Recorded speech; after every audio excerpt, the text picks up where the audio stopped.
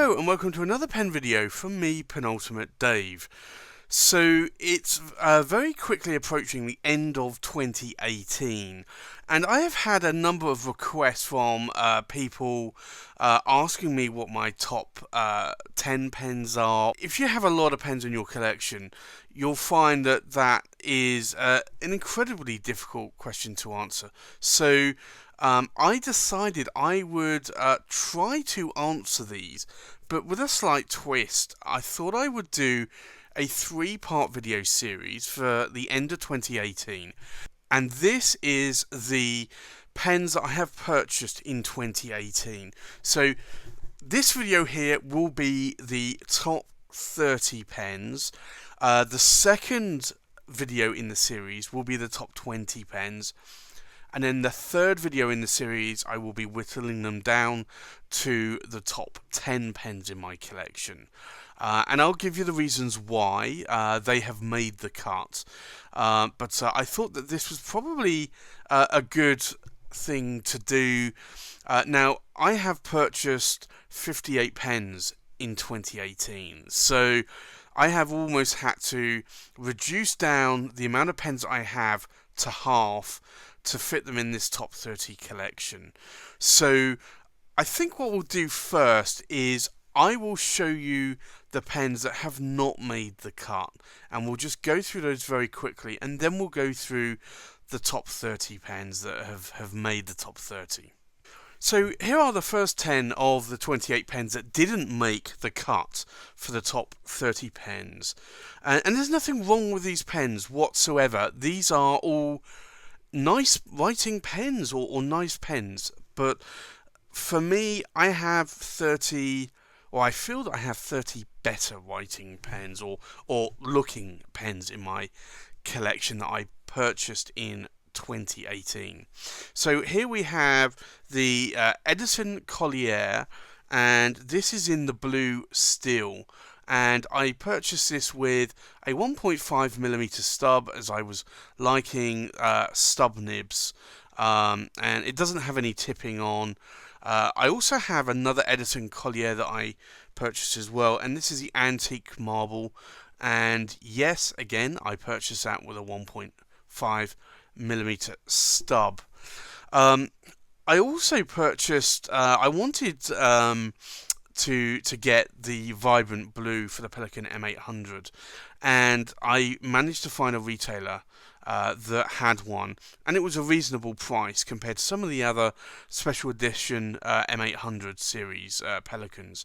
So I purchased this, and with all of mine, I like a broad nib, so I purchased it with a broad nib, and again, it writes nicely. Like, Pelikans are good, stable workhorse writers. And I love the material on it. But, again, I have pens that either look better or write better. And I would say that the Pelikans look nice. They're a really good size in the hand. But, again, I have pens that write better. And then I also have the Visconti Homo Sapiens Jade, and this has the 23 carat palladium medium nib on it, and it's a lovely pen. I love the Homo Sapiens range from Visconti, but again, I have pens that look better in my collection. So unfortunately, that didn't make the cut either. I also purchased a couple of pen BBSs, and these are like I believe the 308s or 309s.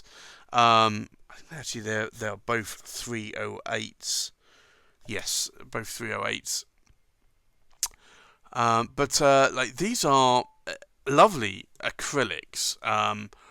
But again, I just these come with fine nibs, and I'm not a liker of fine nibs. So to me, I really haven't written much with those.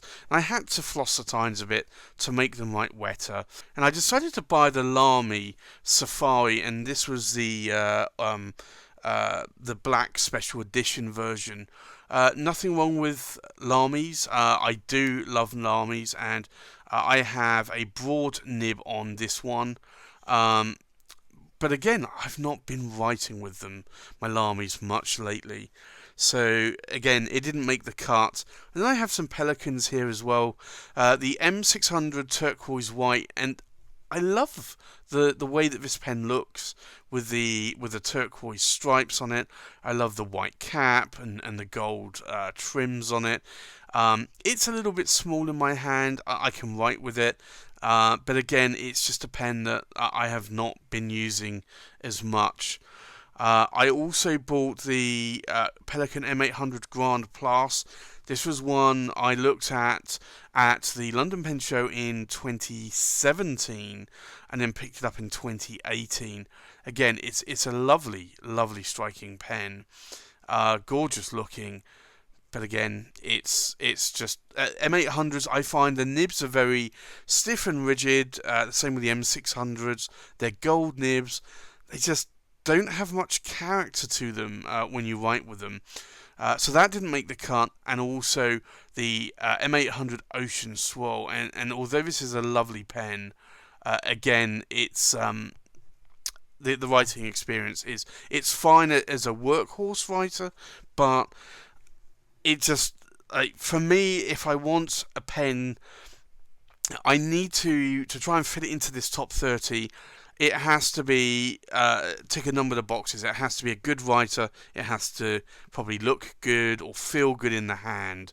And unfortunately, these don't tick all the boxes. Let's look at the next 10. So the next 10 pens here that didn't make the cut. And this was obviously starting to get a little bit more tougher decision-wise for me. I had to discard pens that wouldn't fit in the top 30. And I really do like this Atelier Lusso Carina, but I have other Carinas and Andromedas that would potentially make the cut and make it into the top 30, and the same with this Andromeda as well. So it was a very tough decision on which pens to include and which to exclude. I love the patterns on these. I love how the nibs write. They're broad Yovo nibs, but I still have other Atelier Lusso pens that will actually look slightly better. Now, there's a couple of controversial pens here, and I'll tell you why these have been excluded. These are really lovely. These are the Davina Metropolitan pens. However, these are rollables, these two pens. So I have the platinum finish here, and then I have the green finish here. So again, it's a rollable. Again, nothing wrong with rollables. I do like rollables. Sometimes there's a time and a place for rollables. I prefer fountain pens. So I thought it only fitting that I exclude these. So these didn't make the cut. Now, people may be surprised that I really have raved about the Opus 88 demonstrators. And these are lovely demonstrator pens. They hold around 2 milliliters of ink. They have a Yovo nibs, and I have broad nibs on these. Again, really, really nice pens. No problem with them whatsoever. Again, it's just, does it tick all the boxes? And these, unfortunately, didn't make the cut. So, unfortunately, these are out as well. Now, I also have a number of Leonardo Momento Zeros. I actually have two. I have the Positano Blue and this Horn one. Now, this Horn one, it's a lovely pen, but it's just, for me, it's not, like, it was an impulse buy at the time. I was buying the Positano Blue, and I just thought, for the price, I would get this one as well. I had issues with this and the Positano Blue with the nibs. I had those replaced by Salvatore, and I've not had any problems since. They're good writers, but again, like, I needed to reduce the pen list. Now, I also picked up this Delta, and I will have a review of this. It is a lovely Federico. And this has an 18 karat gold broad nib as well. It's a lovely pen, but again, it's just one of these pens that just doesn't tick all the boxes, or that I love pens that are better. And then there was this Omas that I picked up as well. I do like Omas pens, and I wanted to add this to my collection. But again, like, it's a pen that I've not been writing with a lot lately, and I just feel that there are other pens that I have better in my collection. So this has a lovely Omas 18 karat gold nib, but I just find that there are more nicer pens in my collection. So nothing against the pen, nothing against any of these pens. It's just that, as always with our collections, there are pens that we like more than others, and so these are the pens that, unfortunately, I tend to like a little bit less of.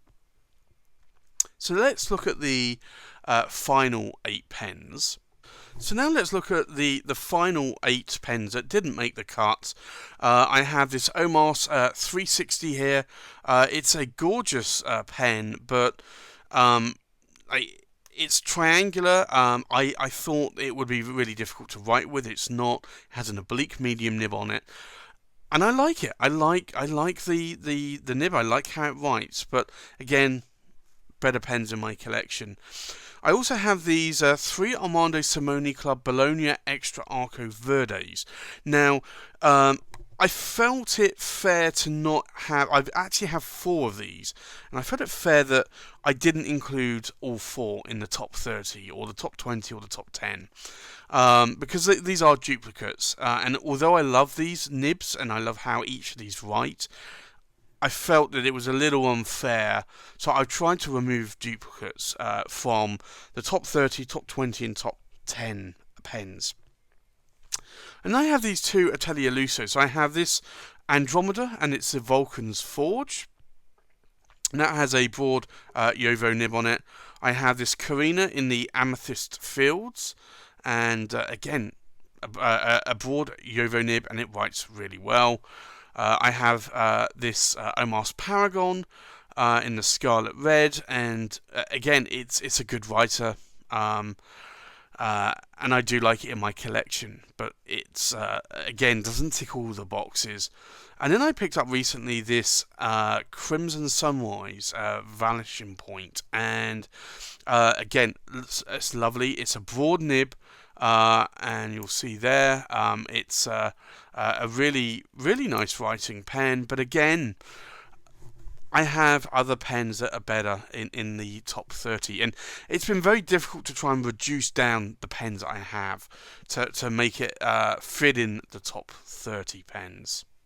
And now on to the 30 pens that did make the top 30 pen list. So from the left here we have the Armando Simoni Club Bologna Extra, and this is the Arco Verde, and I really do love this pen. It writes extremely well. Actually, all 4 of the Arco Verdes I have are lovely pens. I have 2 that I have inked up, and both of those write extremely well. And it really is a lovely pen. So for me, these are pens that are really good, and I would love more. Probably not in the Arco Verde, maybe more Arco Brown, perhaps, added to my collection.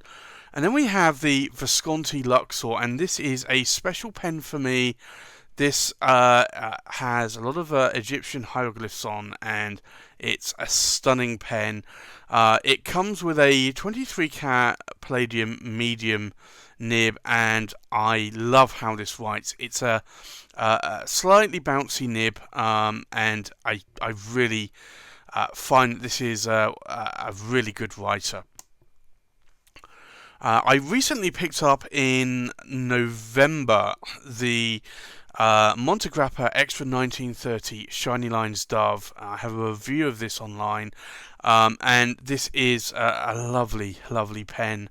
Comes with an 18 karat gold nib. Again, ticks all the boxes for me, so it made it into my top 30 pens that I purchased for 2018.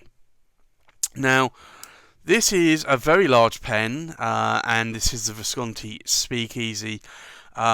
This is the ink capacity on it is really small. It's about 0.5, 0.6 milliliters of ink. It has a lovely, super wet fire hose, bouncy 23 karat palladium nib, and it is a dream to write with and a dream to look at as well. So the speakeasy material is absolutely gorgeous. I'm really glad I picked this one up and added it is in my top 30 purchased pens for the year. I also have this Visconti Medici Il Magnifico, and this is actually one of my workhorse writing pens. It came writing a little bit dry. I flossed the tines. I've made it fairly wet now, and it's a beautiful pen. It's very, very heavy. It comes in around about 70 grams in weight. The cap, the filling knob, and the section is made of solid silver, and the body of solid marble. It's a power vac filler. It's a beautiful pen, and a pen that I'm glad to have in my top 30. And then there were a couple of custom pens here. These were made for me by Eric at Atelier Lusso, and these are hand-picked materials that I hand-picked myself from a rod site that could be turned into pens. And this is the Andromeda, and this is the King Cobra, and I absolutely love this pen. It's one of my favourite patterns that I've had made out of a custom pen. It's absolutely gorgeous. I really do love this pen. So this has a broad Yovo nib in it, and it's beautiful to look at, and it writes really well. And then I have the Dragon. This is, again, another material that I hand-picked. Again, it has a Yovo broad nib in it, and it writes really well. The Yovo broad nibs are pretty consistent writers, and I really do love the look of this pen. The material in it is stunning. I also, in the top 30, have the Visconti Homo Sapiens Bronze Swirl. And again, this is such a lovely pen. I got this with a 23 karat palladium stub nib, and it writes really well. I love the pen. I love the Homo Sapien range, and I love the ribbon swirl pens. I love my London Fog, and when I purchased this in the summer, I really do love it. And then I also have a pen that came in at the end of the summer, and this is the Visconti Opera Master Stardust, and this is a Truffet exclusive, and this just has lovely starburst or stardust effect going on there in the body. It's really nice. Again, it's a 23 karat palladium stub nib, and I love how it writes. And then we have the Scribo, and this is a noble green. These were made by Scribo for right here in Shrewsbury in the UK, and I love this pen. It's not a lot to look at, perhaps. It's a lot of chatoyance going on there in the body. It's a green pen, but the beauty of this pen for me is the 14 karat medium flex nib that we have here on this Scribo, and it is a really lovely writing pen. I really do love that pen. So that's the first 10 pens that made it into the top 30. Now on to the next 10 pens. So left to right here we have the Visconti Belgica, and I absolutely love these gold overlays that Visconti do on their pens. This comes with an 18 karat gold broad nib, and it writes very super wet, and I really do love this pen, and it's in my rotation a lot of the time. And then I have the Visconti Opera Silver Dust, and although I really do love this pen, I am a little bit disappointed because I really wish that Visconti had made this a Homo sapiens. I think that ribbon swirl would have been lovely in a Homo sapiens pen. But I do like this pen. That has a 1.3mm stub nib. It's a 23 carat palladium nib. And then I also picked up in 2018 this Visconti Opera Master Golden Dust. And this is a stunning pen. I've shown this off many times. And it has a fine 23 carat palladium nib. And then I also have a Pinida La Grande Bellezza, and this is the Rhodolite version. And I'm very surprised at how these nibs write. I do like these quill nibs from Pinida. And this is a broad nib. It doesn't have as much flex or bounce as the medium nib I have does, but it's a very wet nib and writes very well and very consistently. I also have these Atelier Lusos, and this is the Carina Black Ice, and it's a gorgeous pen. And it's a material that I handpicked, and I love this material. It's a beautiful material. It has a broad nib, a Joro nib, and I find Joro nibs write really well, both wet and also smooth as well. And I have this again Atelier Luso Carina, and this is a Diamond Nebula. You can see here it has real diamond dust in the material. And it really does sparkle. And again, that has a broad Jovo nib. And then I also picked up some Leonardo Officina Italiana pens, and this is the Momento Zero, the Positano Blue, and it's a stunning resin. It comes with a steel nib, comes with a broad nib, but I do love how this pen writes, and I do like the material. So that made it into the top 30 as well. And then I picked up a couple more Visconti Voyagers. So here we have the Yellow Dawn, and this material I absolutely love and adore. So I had to pick this one up. And it has an 18 karat gold nib, but it's a little bit on the dry side, so I've had to floss it a little bit. And then I also have this, again, it's another Voyager, Kalido Voyager, and it's a forest green model. And again, I love the pattern on this, and when I was picking up the Yellow Dawn, I had to pick this up. And for me, they are lovely, stunning pens. And then I have the Visconti Homo Sapiens Evolution. And I know this model is a little bit controversial. It's a little bit heavier. It has different caps here and filling knobs, and also really an engraved pattern on here. It has a screw thread and it has a steel nib, the skeleton nib. But it's a really good writer, and I love how this writes. I love how it feels in the hand. So again, that made it into the top 30. And here are the final 10 pens that made it into the top 30 pens of 2018 purchases. So here again we have another Armando Simoni Club Bologna Extra, and this is the Wild Side, and I absolutely love this material. And with all of these Armando Simoni Club Bolognas, the nib writes exceptionally well. These have 18 karat gold Magic Flex nibs on them, and they are a dream to write with.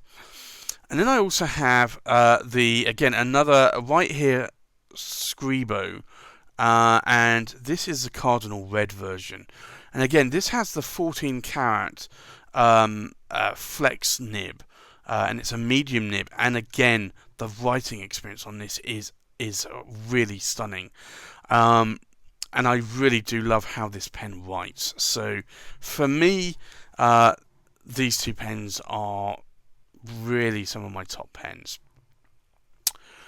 And then I also have this very large Danny Trio, and this is the Bamboo in the Tamanuri Kidami finish, and it's a lovely bamboo-like effect. It's a massive eyedropper pen, and it has an 18 karat gold Danny Trio nib on there. It's a beautiful, beautiful pen, and I do love this. I picked this up at the London Pen Show in October. I love the pen. I love how it looks. I love how it feels in the hand. It's got a fine nib, and I don't normally do fine nibs, so I need to get a little bit more used to fine nibs. But other than that, I really do like this pen. And then I have another Penida La Grande Bellezza, and this is the malachite version. And again, I absolutely love these 14 karat gold nibs from Penida. These are the lovely quill nibs, and they write really, really well. I am going to be interested to see what Penida bring out in the future in 2019, but this is a lovely pen. And then at the London Pen Show in October, I also picked up this Corsani Etruria, or Etruria Corsani, and this is a limited edition one of 90 pens, and it's an ebonite resin mixture, and it has this lovely effect going on here, and it's made by Stipula, has a 14 karat gold nib, and I really love how this writes, and it's very, very wet. And then I have the Leonardo Mediterraneo, and this again was another pen that I picked up at the London Pen Show, and this has a lovely gold nib on it, and it's a lovely 14 karat nib, and it writes very well. It's a little bit on the stiff side. I find the still versions actually have a little bit more flex or bounce to them. And then I have these two Arcos. So I purchased early on in the year these Omars, and this is the Milord Arco Brown, and this has a lovely 18 karat gold nib from Omars, and I really do love it. I always do have problems getting the Arco to line up, having to remember which turn or which thread to engage. And then I have this Paragon as well, and again another 18 karat gold nib on here. And so the Milord is a medium nib. This is a broad nib, but it's again a lovely, lovely nib. So I really do like this, and I will get the threads lined up eventually. That's the only downside to these Arcos, when they have multiple threads. And then there is this Visconti Opera Master, and this is a Corvina, and this was a Truffet exclusive. And again, this made it into the top 30 pens as well. It's a lovely, lovely pen, and I got this with a 23 karat Palladium stub nib, 1.3mm stub nib. And I really love how that writes as well, and how it looks. And then the final pen in the top 30 that made it is this Atelier Lusso, and this is an Andromeda, and it's a Tectonic Seas, and this is an absolutely stunning pen. So again, this is another pen that made it in to the top 30, and it has a Jowo broad nib on it, and not only does the pen look lovely, but it also writes lovely as well. So there you have it. That's the top 30 pens that I purchased in 2018. The next video I will do in this series will be the top 20 pens. So I will be discarding 10 of these, and I will show you those pens and give you the reasons why. And then the final video will be the top 10 pens. So that's it for this video. Thanks for watching. Please like, comment and subscribe, and I'll see you on the next pen video. Bye bye.